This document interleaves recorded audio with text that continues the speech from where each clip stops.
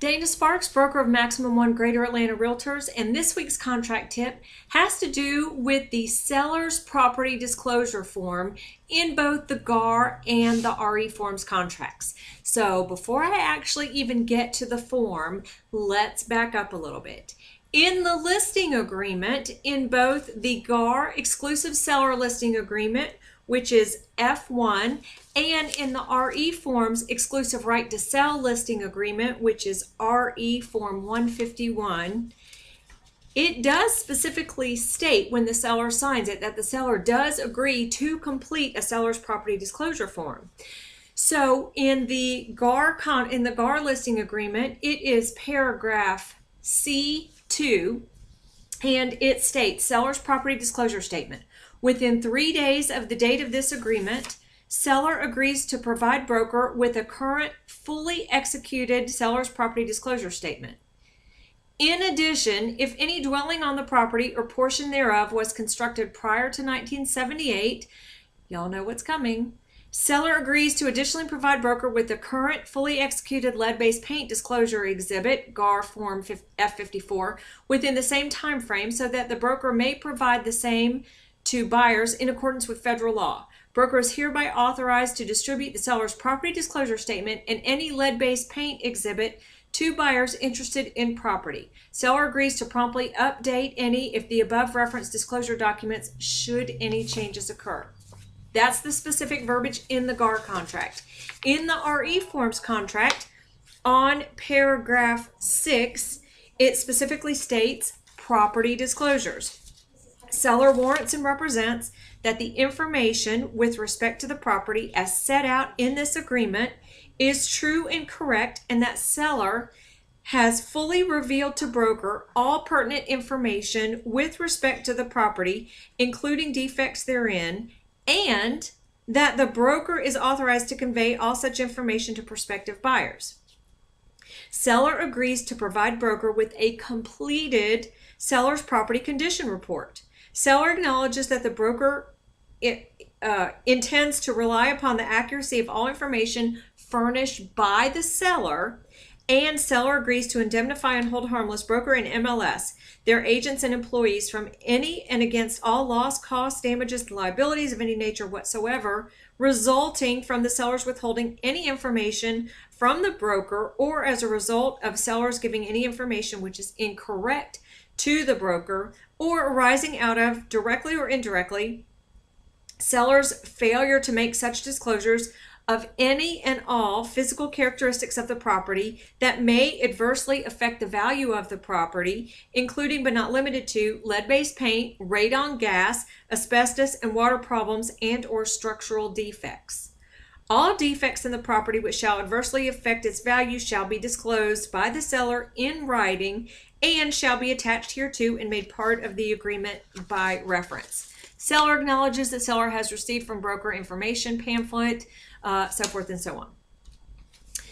So a couple things. Number one is that it does specifically state in both listing agreements that the seller does agree to complete the seller's property disclosure forms, give them to you, the agent, thereby the broker, and so that the agent and the broker can make them available to a buyer.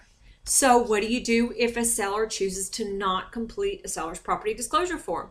Well, you must add a special stipulation to your listing agreement indicating that they have chosen not to do that. Now, regardless if a seller chooses to not complete a seller's property disclosure form as outlined in the listing agreement and on those specific forms, it is a seller's legal duty to disclose, as well as yours by virtue of your state-issued real estate license. You must disclose any latent material defects about the property.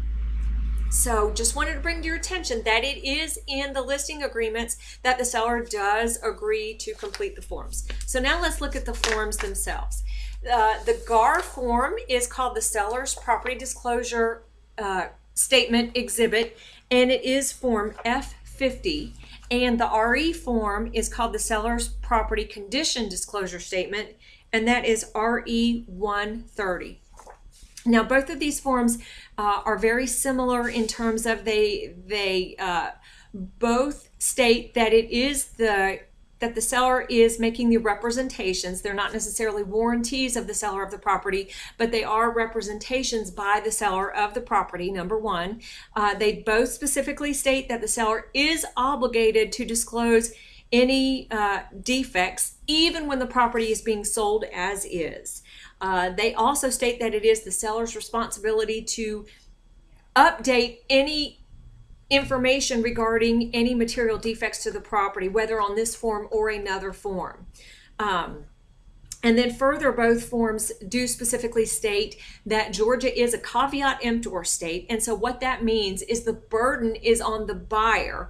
It is still, even just having this form completed by the seller, the burden, the onus, it is the responsibility of the buyer to still confirm that the property is suitable for their needs, i.e. have whatever inspections they choose to have, whatever surveys they choose to have, whatever independent home inspections, roofing inspections, termite letters, so forth and so on. That is completely the buyer's responsibility, even having a copy of the seller's disclosure statement. It is their responsibility to obtain independent professional inspection. Now, one of the main differences between the seller's property disclosure form in the GAR contract versus the RE form has to do with the attachments and property items that are included in the house. So in the GAR seller's property disclosure statement, paragraph D talks about fixtures checklist. And in this form, it specifically states directions on how to use. It is often unclear what constitutes a fixture which remains with the property versus personal property which does not remain with the property. To avoid disputes, the seller shall have the right to remove all items on the checklist below that are left blank. The items on the checklist below that are checked or marked shall remain with the property are left, to avoid disputes, are left blank. All items remaining with the property shall include remotes and or all accessories necessary for use, so forth and so on. Then on the GAR form, if you'll read through it, there is a whole checklist of items that the seller is to check or not check regarding if they are leaving them with the property or taking them with them.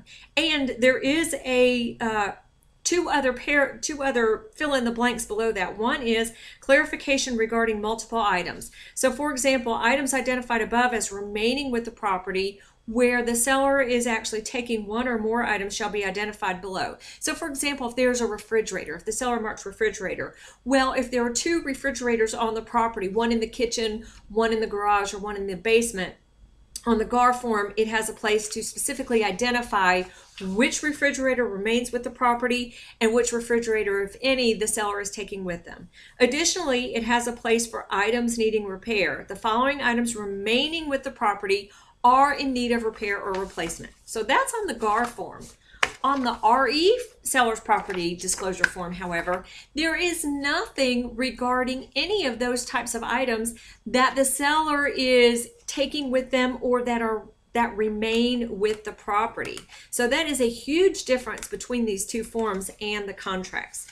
Now in the RE forms, it does have a list where it does itemize specific property item, fixtures or personal property items. For example, security alarm system, carbon monoxide detector, smoke detector, fire sprinkler, chimney, gas grill, refrigerator, so forth and so on. But in the RE form, it has nothing. The seller does not indicate whether the seller is taking those items with the seller or if they are to remain with the property. In the RE form, it states, have there been or are there any known material defects in any of the following? So again, a main difference between the two sets of forms. Make sure you understand what these forms are. Make sure you understand that the seller, when signing a listing agreement, does agree to complete those forms. If the seller does not want to complete these forms, then remember to add a special stipulation to your listing agreement. Thank you so much for watching. Again, Dana Sparks, broker of Maximum One Greater Atlanta Realtors, satisfying your needs with service, innovation, and education.